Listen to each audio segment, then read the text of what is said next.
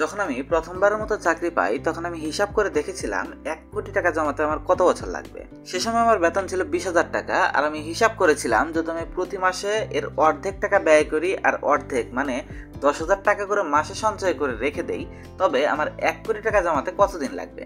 এই হিসাব করার পর আমি উত্তর পেয়েছিলাম, আর সেই উত্তরটা আমাকে চমকে দিয়েছিল, কারণ এর উত্তর ছিল 83 বছর 3 মাস। অর্থাৎ আমার বয়স যখন 105 হবে তখন আমি 1 কোটি টাকা সঞ্চয় করতে সক্ষম হব। কিন্তু একজন মানুষের জন্য 105 বছর বেঁচে থাকা পুরোটাই কল্পনীয় বিষয়। এভাবে কেউই 83 বছরে 1 কোটি টাকা জমাতে পারবে না। পুরো ব্যাপারটি আমাকে অনেক চিন্তার মধ্যে ফেলে দিয়েছিল। আর এরপর আমি খুঁজতে থাকি এমন কোনো পদ্ধতি যে পদ্ধতির দ্বারা আমি অল্প সময়ের মধ্যে কোটিপতি হতে পারবো। আর আমি সেই পদ্ধতি বের করার জন্য নিজের রিসার্চ শুরু করে দিই। আর খুঁজে পাই এমন একটা বই যে বইটা আমাকে কোটিপতি হওয়ার পথ দেখিয়ে দেয়।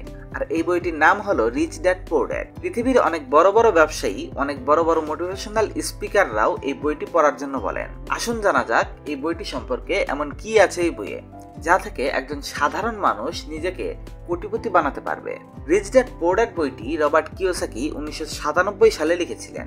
এই বইটিতে লেখক এমন সব পদ্ধতির কথা বলেছেন যে পদ্ধতিগুলো নিয়ে মানুষ কখনোই কথা বলে না, যেসব পদ্ধতি একজন গরিব মানুষ কখনোই তার সন্তানদের শেখায় না। অন্যদিকে একজন ধনী মানুষ যে পদ্ধতিগুলো তার সন্তানদের ছেলেবেলা থেকেই শিখিয়ে থাকে। এমন কিছু কথা আছে যা স্কুল কলেজ আমাদের শেখায় না, কিন্তু এইসব তথ্য আমাদের জীবনে ধনী হতে এবং টাকাকে ম্যানেজ করতে সাহায্য করে। লেখক বলেছেন এই বইটির লেখা পদ্ধতিগুলো যদি কেউ জানে তাহলে সে অবশ্যই নিজের জীবনে সফল হবে।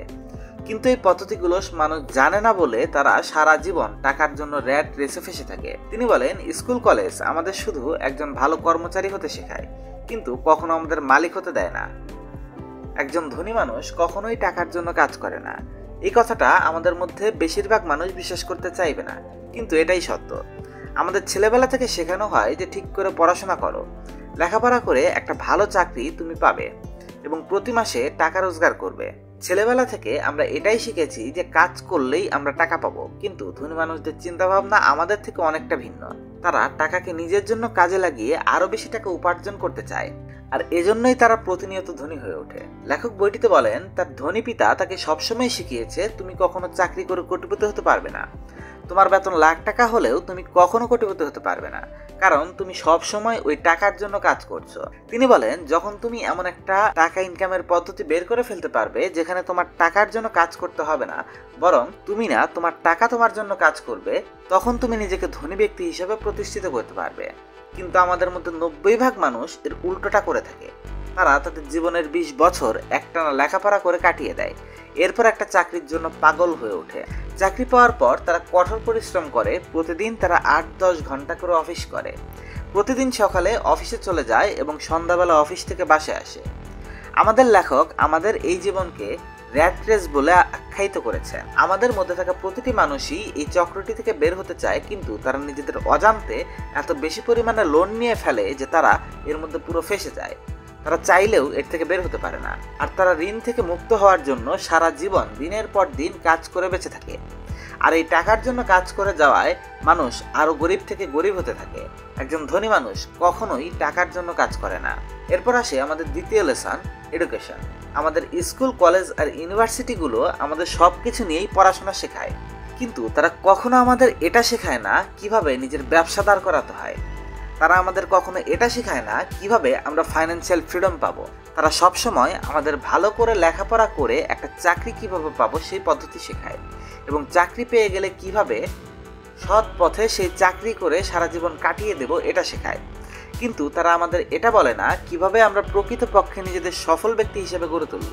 বইটিতে লেখক বলেছেন, আপনি কত টাকা ইনকাম করছেন এটা মূল্যহীন, আপনি কত টাকা নিজের কাছে রাখতে পারছেন এবং সেই টাকাকে কোথায় ইনভেস্ট করছেন এটা গুরুত্বপূর্ণ। তিনি বলেছেন, তিনি তার জীবনে এমন অনেক মানুষদের দেখেছেন যারা এক সময় কোটি কোটি টাকার মালিক ছিল, কিন্তু শুধুমাত্র ফাইন্যান্সিয়াল এডুকেশন না থাকার কারণে বর্তমানে তারা রাস্তার ফকির হয়ে গেছে।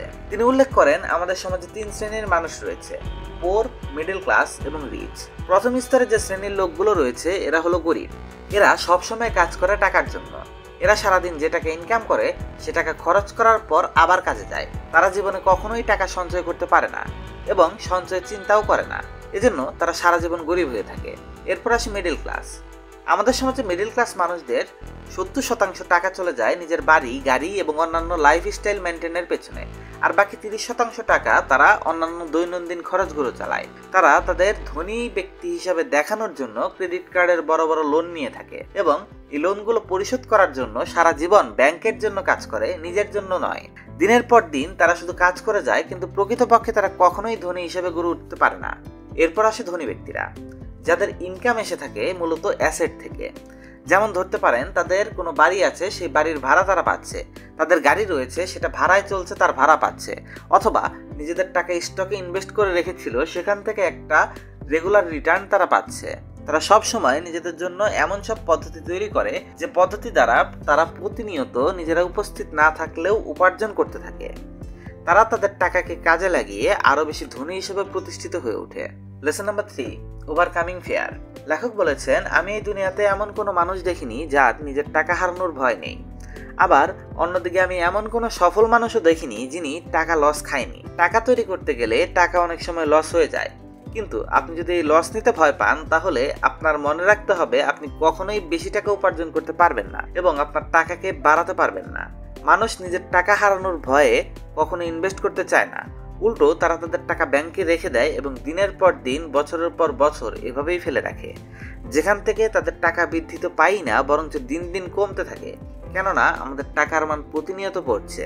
লেখক বলেন, প্রত্যেকটা ধনী ব্যক্তিরও নিজের টাকা হারানোর ভয় আছে, কিন্তু একজন ধনী ব্যক্তি এবং একজন গরিব ব্যক্তির মধ্যে পার্থক্য হলো একজন ধনী ব্যক্তি এই ভয়কে নিয়ন্ত্রণ করতে জানে, অন্যদিকে একজন গরিব ব্যক্তি জানে না, তাই তারা কখনো এই টাকা ইনভেস্ট করতেই চায় না। লেখক বলেন, আমাদের জীবনে আমাদের বয়স যখন 20 থাকে তখন আমাদের কোটিপতি হওয়ার সবচেয়ে ভালো সম্ভাবনা থাকে, কারণ এই বয়সে আমাদের উপর দায়িত্ব অনেক কম থাকে। অন্যদিকে যখন আমাদের বয়স 30 বা 40 হয়ে যায় তখন আমাদের উপর অনেক দায়িত্ব এসে যায়, তখন আমাদের সব কাজে অনেক ভেবে চিন্তে করতে হয়, আর এজন্য আমাদের তখন বড় বড় রিস্ক নেওয়া কষ্টকর হয়ে যায়। তিনি বলেন, এই ভয়ের জন্যই তার গরিব পিতা কখনো ধনী হতে পারেনি। তাই আমাদের উচিত যত দ্রুত সম্ভব নিজেদের একজন ধনী ব্যক্তি হিসেবে প্রতিষ্ঠিত করার জন্য কাজ শুরু করে দেয়া। এর জন্য আমাদের এই টাকা হারিয়ে ফেলার ভয়কে ওভারকাম করতে হবে আর নিজেদের টাকাকে সঠিক জায়গায় ইনভেস্ট করতে হবে। এর মাধ্যমে আমরা নিজেদের টাকা নিজেদের জন্য ব্যবহার করে আরো টাকা তৈরি করতে পারবো। Lesson number 4, everything is not risky. পৃথিবীর বেশিরভাগ মানুষ যা চায় তা পায় না, কারণ তারা ভাবে পৃথিবীতে সবকিছুই অনেক রিস্কি। মানুষ ভাবে আমাদের শুধু লেখাপড়া করে একটা ভালো চাকরি পেতে হবে, আর এই চাকরি করে আমরা আমাদের জীবন কাটিয়ে দিতে পারবো। বেশি টাকা কামানোর লোভে পড়ে গেলে আমাদের কাছে যা আছে তাও হারিয়ে ফেলবো, আর এই কথা ভেবেই তারা জীবনে কিছুই করতে পারে না। লেখক বলেন, আমি আমার জীবনে এমন অনেক ধনী মানুষকে দেখেছি যারা জীবনে প্রচুর লস খেয়েছে, কিন্তু আমি এমন অনেক গরিব মানুষদের চিনি যারা জীবনে একটা টাকাও লস করেনি কোথাও। লেখক বলেছেন, আমাদের ভাবতে হবে, আমাদের মধ্যে এই ভয় দূর করতে হবে। আমরা চাকরি হারিয়ে ফেলবো বা আমাদের উপার্জিত টাকা হারিয়ে ফেলবো, এই ভয়গুলোকে দূরে রাখতে হবে, নয়তো আমাদের ওই 90% সাধারণ মানুষের মতোই জীবনযাপন করতে হবে, আর আমরা কখনোই জীবনে ধনী হতে পারবো না। কিন্তু এভাবে কাজ করতে থাকলে অবশ্যই আমরা যার জন্য কাজ করছি সে ধনী হবে, অর্থাৎ আমাদের বস ধনী হয়ে যাবে। এজন্য লেখক বলেন, আমাদের সবসময় নিজেদের ব্যবসা দাঁড় করাতে হবে। হয়তো শুরুতে আমাদের অনেক সমস্যার সম্মুখীন হতে হবে, কিন্তু আমরা একটা সময় পর আমাদের ব্যবসা থেকে একটা মোটা অঙ্কের টাকা উপার্জন করতে সক্ষম হব। লেখক একবার তার ধনী পিতাকে জিজ্ঞেস করেন, আমি যদি রিস্ক নেই তাহলে কি এটা ঝুঁকিপূর্ণ নয়? লেখকের ধনী পিতা উত্তর দিয়েছিলেন, আমি এবং তোমার বাবা উভয়ই টাকা দিয়ে জিনিস কিনি। তোমার বাবা যখন সস্তায় দোকানের সেল চলে তখন ফ্রিজ বোঝাই করার জন্য বিভিন্ন খাবার দাবার আইটেম আর বাজার সদাই এবং কাপড় চোপড় কিনে রাখে। অন্যদিকে আমি যখন সস্তায় পাই, যখন সেল চলে, তখন আমি কিনি সম্পত্তি, জমি, সম্পত্তি, ফ্ল্যাট এবং স্টক কিনে আমার পোর্টফোলিও বোঝাই করে রাখি। দুজনের মধ্যে পার্থক্য শুধু এটুকুই, সেও কেনাকাটা করছে, আমিও কেনাকাটা করছি। সে কিনছে তার প্রতিদিনকার জিনিসপত্র আর আমি কিনছি অ্যাসেট। আর এই জন্যই লেখক বলেন, সঠিক ফাইন্যান্সিয়াল এডুকেশন আমাদের জন্য কতটা জরুরি। ফাইন্যান্সিয়াল এডুকেশন ছাড়া আমরা কখনোই টাকার আসল চিন্তাধারা বুঝতে পারবো না। এটি এমন একটা শিক্ষা যার মাধ্যমে আমরা নিজেদেরকে প্রতিষ্ঠিত করতে পারবো। তাই দিন শেষে মাত্র এটুকু কথাই বলবো যে আমাদের প্রত্যেকটি মানুষের উচিত জীবনে একবার হলেও এই বইটি পড়ে দেখা, কারণ এই বইটি আমাদের ফাইন্যান্সিয়াল ফ্রিডম এনে দিতে সক্ষম। কেমন লাগলো ভিডিওটা অবশ্যই কমেন্ট করে বলবেন, আর ভিডিওটি যদি আপনার জীবনে এতটুকু ভ্যালু অ্যাড করে থাকে চ্যানেলকে সাবস্ক্রাইব করবেন। ধন্যবাদ এতক্ষণ সাথে থাকার জন্য।